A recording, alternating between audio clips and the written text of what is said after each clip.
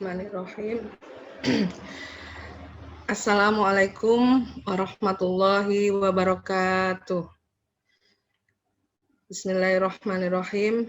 Alhamdulillahirabbil alamin.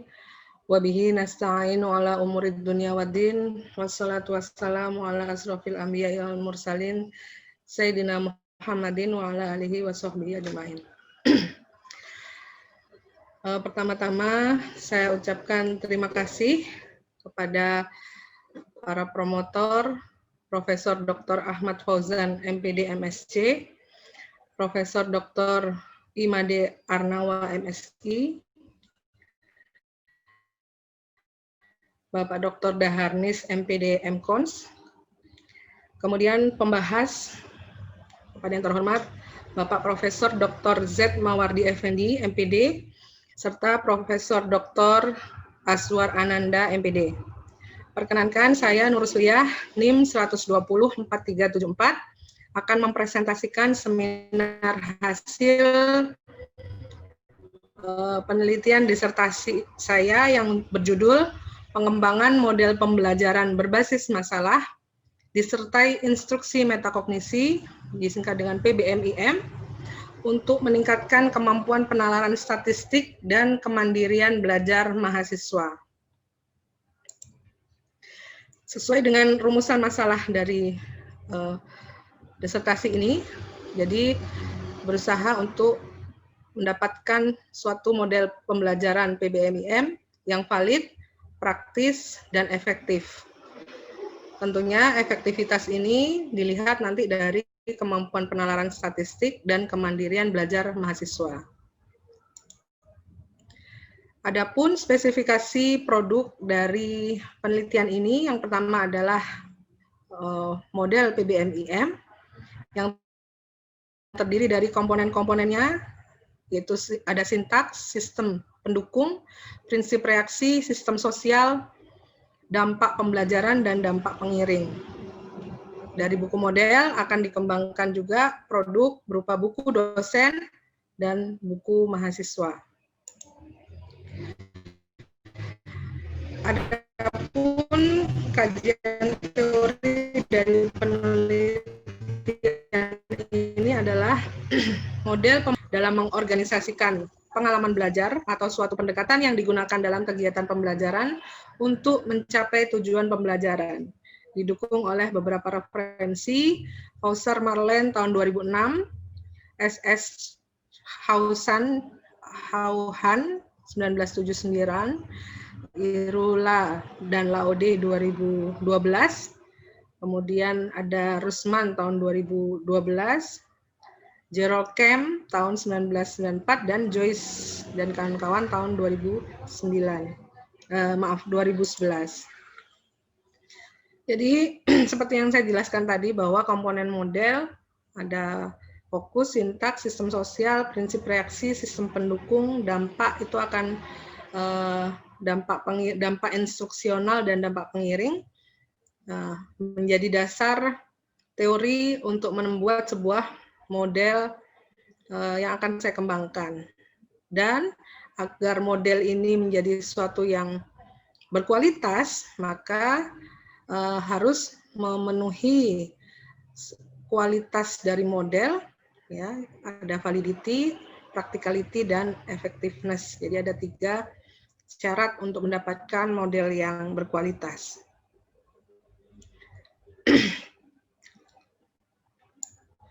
Selanjutnya, saya mengkaji juga model pembelajaran berbasis masalah dengan beberapa referensi yang saya coba update, di mana PBM ini adalah suatu model pembelajaran yang melibatkan siswa untuk memecahkan suatu masalah melalui tahapan-tahapan metode ilmiah, sehingga di sini siswa atau peserta didik dapat mempelajari pengetahuan yang berhubungan dengan masalah sekaligus memiliki keterampilan dalam memecahkan masalah. Nah, ini ada beberapa teori atau referensi yang saya rujuk untuk mendapatkan rujukan yang kuat tentang pembelajaran berbasis masalah.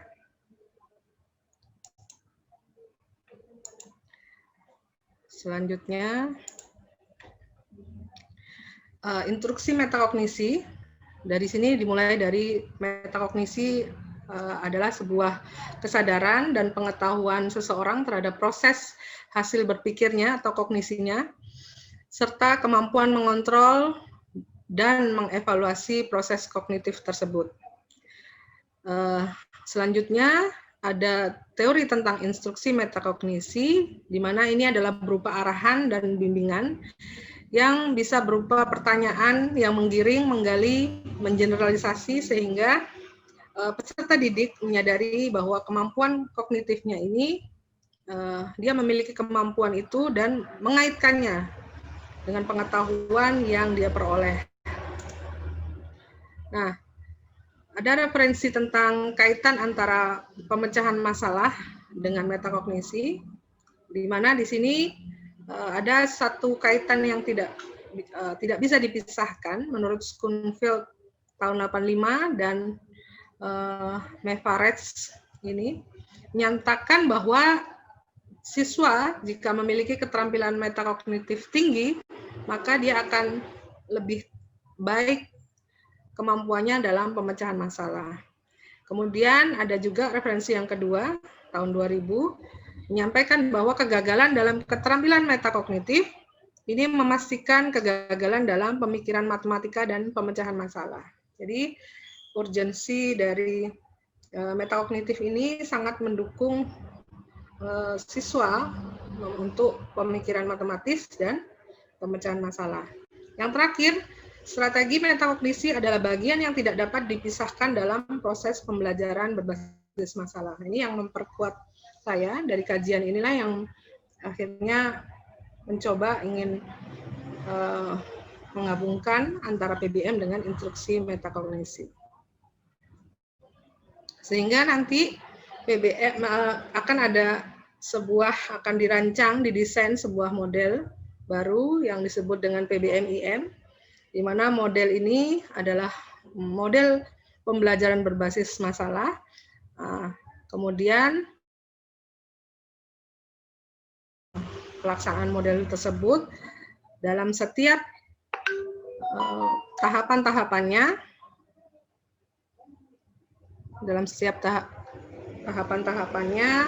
disertai instruksi yang menstimulasi kemampuan metakognisi. Jadi mulai dari mereview, menyajikan masalah, ada instruksinya, menyusun strategi, menerapkan strategi, membahas dan mengevaluasi. Ini adalah tahapan PBM. Nah, dalam setiap tahapan akan diberikan instruksi-instruksi metakognisi. Kemudian kemampuan penalaran statistik. Kemampuan ini adalah kemampuan yang penting karena siswa diajak untuk memahami bagaimana cara mendeskripsikan data, mengorganisir data, merepresentasi, menganalisis, kemudian mengaplikasikannya dalam pemahaman statistik secara nyata. Ada beberapa referensi yang saya rujuk tentang kemampuan penalaran statistik. Selanjutnya, kemandirian belajar juga saya pakai sebagai variabel. Di sini ada kemandirian belajar bisa diartikan sebagai independensi, autonomi, atau self-reliance, dan seterusnya. Dalam penelitian ini, metodologi yang digunakan adalah model pengembangan, menggunakan model desain pengembangan Plum tahun 2013 yang memiliki 3 fase, yaitu fase pendahuluan atau preliminary research, fase atau tahap prototype, development atau prototyping phase, dan yang ketiga adalah tahap penilaian atau assessment phase. Adapun prosedur pengembangan dari preliminary atau pendahuluan dilakukan 4 analisis, yaitu analisis kebutuhan, analisis kurikulum, analisis konsep, dan analisis karakteristik mahasiswa. Pada tahap prototyping atau pengembangan, peneliti merancang, mengevaluasi formatif, dan melakukan revisi. Dan yang terakhir pada tahap assessment, peneliti melakukan field test yang secara keseluruhan tergambar dari gambar berikut.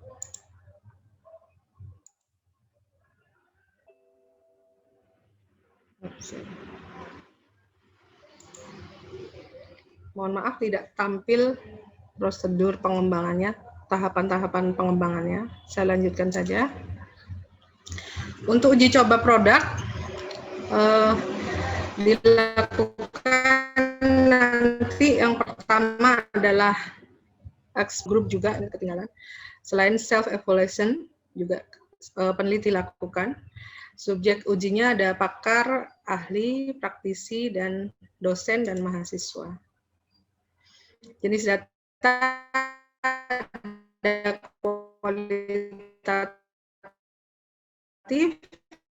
yang berasal dari format wawancara, lembar validasi, dan observasi. Kemudian ada yang kuantitatif, belajar.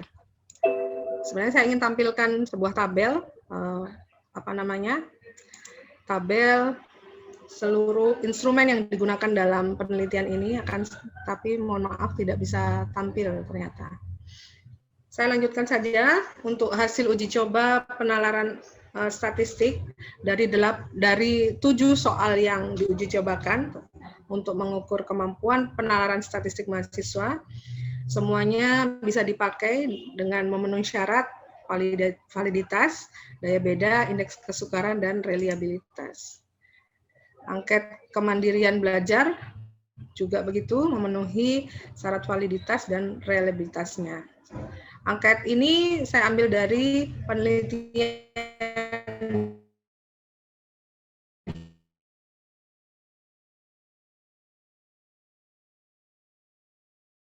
berisi 20. Adapun hasil dari penelitian disertasi ini, yang pertama adalah pada tahap penelitian pendahuluan,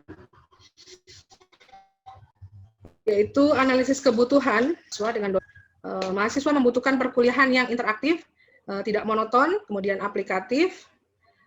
Kemudian mahasiswa juga memerlukan perangkat pembelajaran yang dapat memotivasi untuk melakukan diskusi, untuk berinteraksi, memahami konsep secara mandiri. Jadi bukan hanya menekankan pada aspek doing atau prosedural. Kemudian konten materi yang diberikan dalam perkuliahan statistik adalah ingin mendapatkan masalah statistik yang autentik, yang terkait dengan kehidupan sehari-hari. Yang berikutnya, konteks penyelesaian masalah dengan menyusun strategi, kemudian disertai instruksi-instruksi yang jelas. Proses perkuliahan yang bervariatif, dinamis, dan mengaktifkan kemampuan berpikir bernalar dari mahasiswa. Kemudian hasil analisis kurikulum diperoleh CPMK, capaian pembelajaran mata kuliah, indikator-indikatornya, dan tujuan perkuliahan sudah sesuai dengan KKNI level 6, karena berdasarkan wawancara dengan dosen dan saya sendiri sebagai ketua prodi dan pengajar di mata kuliah statistik pendidikan, bahwa penyusunan CPMK sudah dibuat berdasarkan KKNI. Kemudian cakupan materi yang di sini adalah ukuran pemusatan data, ukuran letak data, dan ukuran penyebaran data. Karena ini merupakan materi yang memberikan dasar pemahaman pada materi mata kuliah statistik pendidikan, terutama bagian statistik deskriptif. Kemudian materi perlu dikaitkan dengan kehidupan sehari-hari mahasiswa dan mengarahkan mahasiswa berpikir serta belajar secara mandiri. Analisis konsep, ada beberapa konsep beserta indikator pencapaian kompetensi. Ini ada dalam tabel ini untuk 3 materi yang akan disajikan. Sehingga struktur materi dari yang dibahas nanti adalah seperti ini. introduction dan teknik penyajian data tidak sebagai materi sebelumnya, sebagai materi prasyarat. Kemudian ukuran pemusatan data, ukuran letak data, dan ukuran penyebaran data. Yang keempat adalah hasil analisis karakteristik mahasiswa. Diperoleh bahwa mahasiswa memiliki kemampuan yang heterogen, bervariasi dari rendah, sedang, dan tinggi. Kemudian mahasiswa yang kemampuannya rendah ini cenderung pasif, kemauan untuk bertanya kurang, dan keinginannya adalah dibimbing langsung oleh dosen. Sedangkan mahasiswa kemampuan sedang memiliki karakteristik membutuhkan penjelasan dari dosen sebagai tambahan dan ingin berdiskusi dengan kawan-kawannya. Sementara mahasiswa berkemampuan tinggi, dia sudah cukup menerima penjelasan dosen dan bahkan bisa membantu menjelaskan ke kawan-kawannya. Kemudian mahasiswa secara umum lebih nyaman bertanya kepada teman dibandingkan kepada dosen yang mengajar. Berikutnya, mahasiswa belum menunjukkan kemandirian dalam belajar. Cenderungnya minta diingatkan untuk selalu disuruh, dikasih tugas dan sebagainya. Serta mahasiswa tidak mempersiapkan diri untuk perkuliahan dengan membaca dan mempelajari materi sebelumnya. Jadi cenderung kurang mandiri dalam belajar. Selanjutnya, peneliti melakukan tahap pengembangan atau development or prototyping phase. Yang dilakukan adalah mengkaji sintak dari PBM, pembelajaran berbasis masalah, dan instruksi-instruksi yang digunakan, instruksi metakognisi yang digunakan dalam setiap tahapan PBM. Jadi, ketika dalam memahami masalah, instruksi metakognisi yang diberikan adalah apa saja yang diketahui dari masalah, data apa saja yang tersedia, kondisi apa yang diketahui dari masalah tersebut. Jadi nanti akan diberikan instruksi di tahapan memahami masalah. Pada tahap menyusun strategi, diberikan instruksi apakah pernah mengetahui masalah sebelumnya, apakah mengetahui masalah yang terkait, sehingga bisa mahasiswa bisa untuk diajak berpikir menyusun strategi yang tepat. Menerapkan strategi dan membahas dan mengevaluasi juga ada instruksi metakognisinya. Selanjutnya, merancang komponen model PBM-IM mulai dari sintak. Di sini awalnya ada 4 sintak karena peneliti memberikan pendesainan, maka ditambah dengan 3 sintak. Di 3 sintak tambahan. Ada sistem sosial, prinsip reaksi, sistem pendukung, dampak pengiring, dan ada dampak instruksional dan dampak pengiring. Adapun sintaknya seperti ini: mereview dan menyajikan masalah, memberi kesempatan memahami masalah, mendorong dan memfasilitasi model merancang rencana pemecahan masalah, mendampingi dan membimbing pelaksanaan rencana pemecahan masalah, memoderatori pembahasan dan penyajian hasil masalah, merefleksi dan memberi penguatan, mengevaluasi dan menyimpulkan pembelajaran. Ini sintak dari PBM-IM. Kemudian dibuat atau didesain sistem pendukung berupa buku model PBM-IM yang terdiri dari cover, kata pengantar, rasional model, komponen model, dan daftar pustaka. Selanjutnya juga didesain buku dosen yang terdiri dari cover, kata pengantar, petunjuk penggunaan, peta konsep dan rumusnya, ringkasan rumus, kemudian kegiatan perkuliahan, skenario perkuliahan. Buku mahasiswa juga didesain, terdiri dari cover, kata pengantar, petunjuk penggunaan, peta konsep, lembar kerja mahasiswa, dan latihan. Kemudian dilakukan self-evaluation. Tujuannya adalah mengecek ulang oleh peneliti sendiri, mulai dari aspek isi, bahasa, tampilan kegrafikaan. Tujuannya untuk menghindari obvious error, jadi kesalahan yang pas. Aspek isi terdiri dari teori pendukung, sudah peneliti koreksi, sudah sesuai, komponen model, pelaksanaan model, prinsip PBM, dan instruksi metakognisi. Sudah sesuai. Aspek bahasa, dalam penggunaan bahasa, istilah, dan notasi sudah dicek, ada beberapa perubahan yang dilakukan, serta aspek grafika desain dan tampilan juga sebelum peneliti melakukan revisi, salah satu tampilan sebelum revisi masih hitam putih dan sedikit warna, kemudian dilakukan perubahan lebih colorful, terbingkai, dan ada identitas.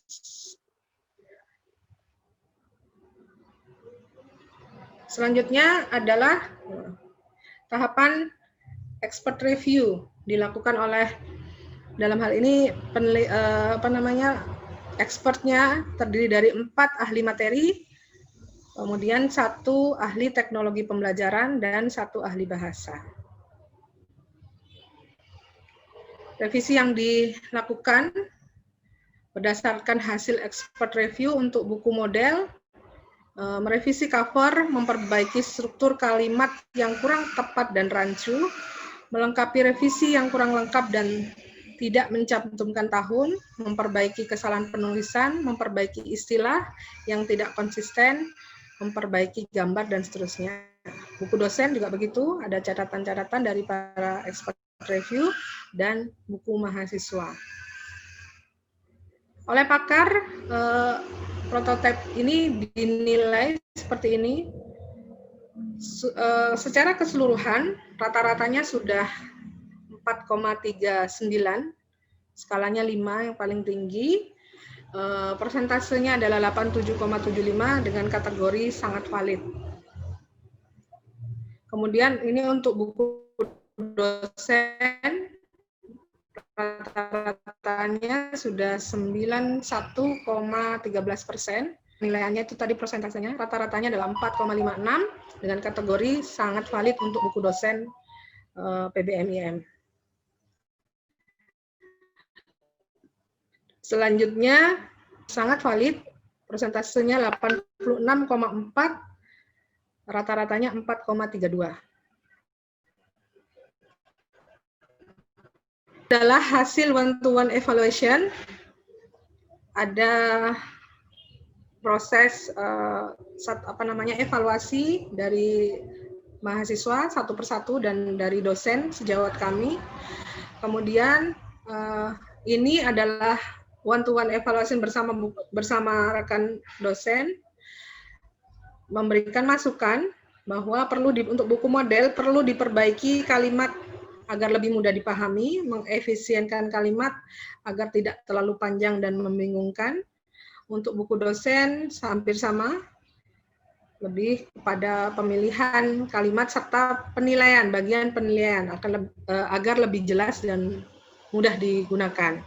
Untuk buku mahasiswa bisa menambahkan kolom yang lebih besar untuk memberikan ruang cukup bagi mahasiswa memberikan jawaban. Selanjutnya, one-to-one untuk yang dilakukan di mahasiswa terdiri dari 3 orang, 1 mahasiswa berkemampuan tinggi, 1 mahasiswa berkemampuan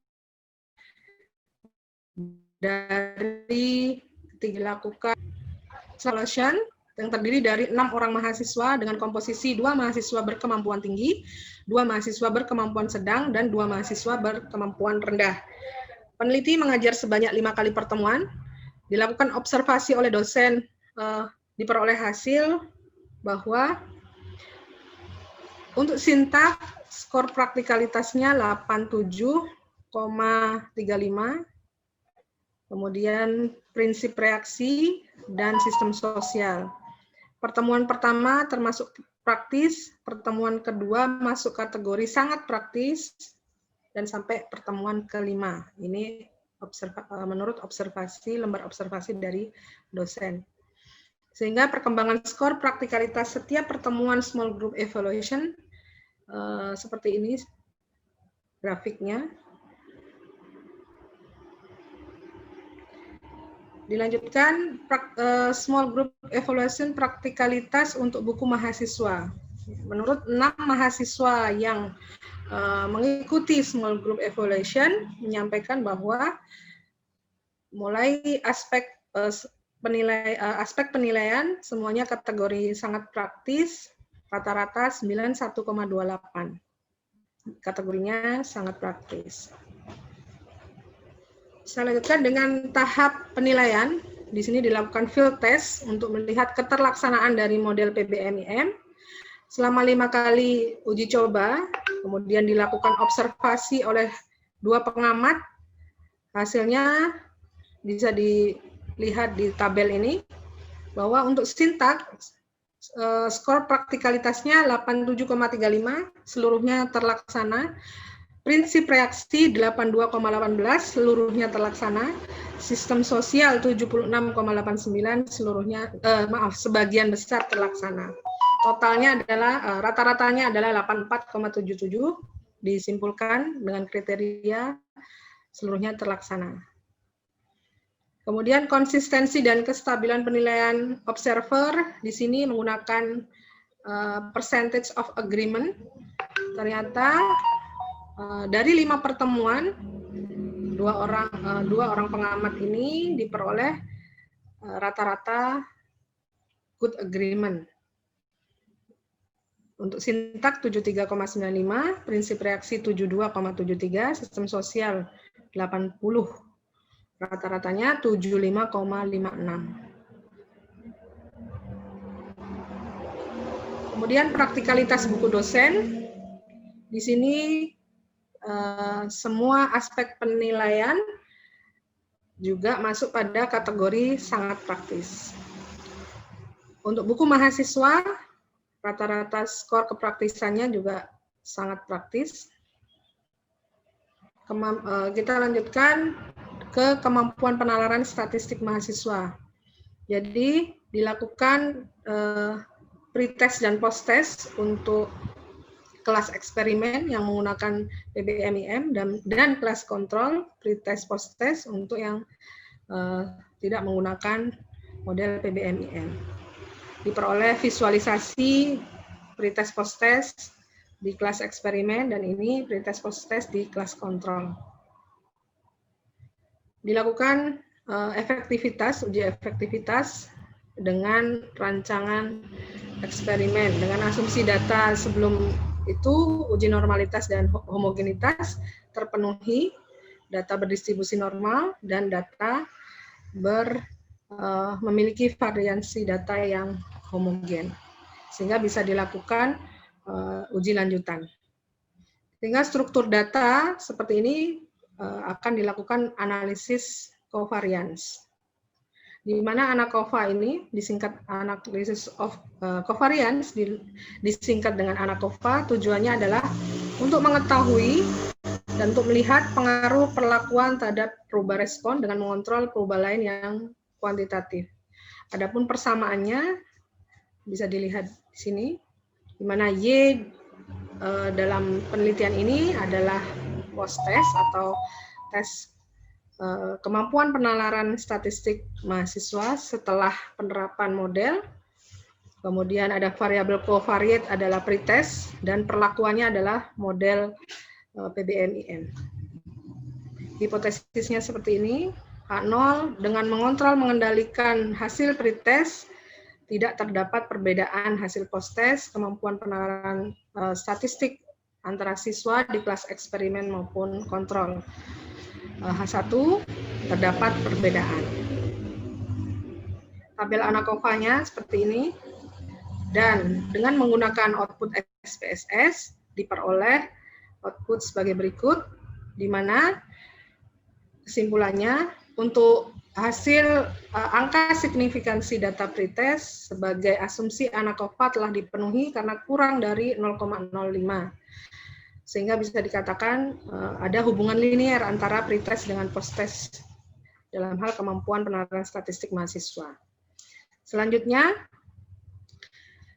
untuk melihat pengaruh model PBMIM terhadap kemampuan penalaran statistik posttest yang diperoleh mahasiswa bisa dilihat dari peubah model, yaitu angka signifikansinya 0,00 di bawah 0,5, sehingga disimpulkan terdapat pengaruh model terhadap kemampuan penalaran statistik mahasiswa.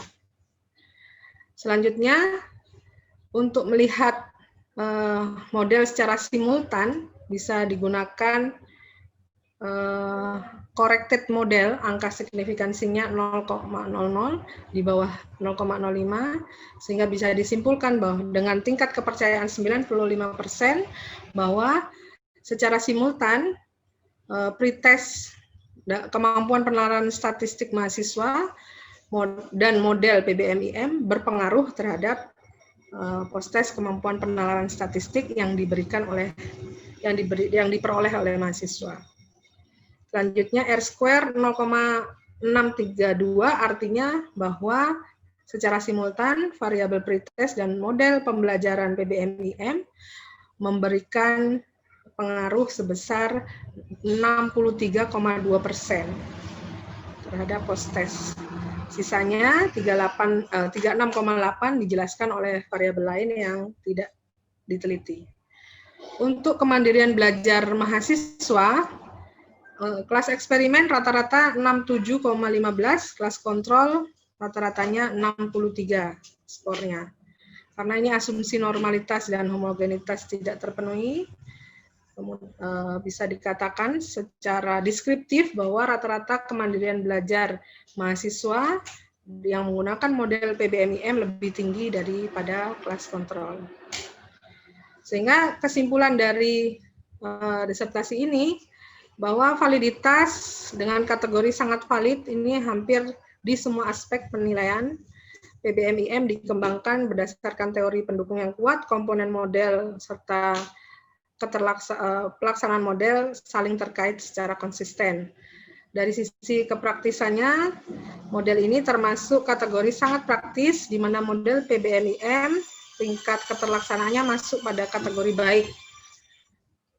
Sangat praktis rata-rata. Kemudian karakteristik model PBMIM sangat praktis digunakan di berbagai level kemampuan mahasiswa, baik rendah, sedang, tinggi. Dari sisi produk yang dikembangkan juga sangat praktis dalam semua aspek yang dinilai. Yang ketiga, efektif model PBM ini dikembangkan terbukti meningkatkan kemampuan penalaran statistik, kemudian kemandirian belajar mahasiswa. Hal ini menunjukkan bahwa model PBMIM memberikan pengaruh yang signifikan dalam meningkatkan kemampuan penalaran statistik. Terima kasih. Itu presentasi seminar hasil disertasi saya. Mohon masukan dan saran, karena apa yang saya lakukan sudah berusaha saya kerjakan dengan maksimal, dengan sebaik-baiknya ikhtiar, akan tapi saya yakin banyak hal yang kurang di sana-sini, dan mohon masukan dari Bapak Ibu sekalian. Terima kasih. Assalamualaikum warahmatullahi wabarakatuh.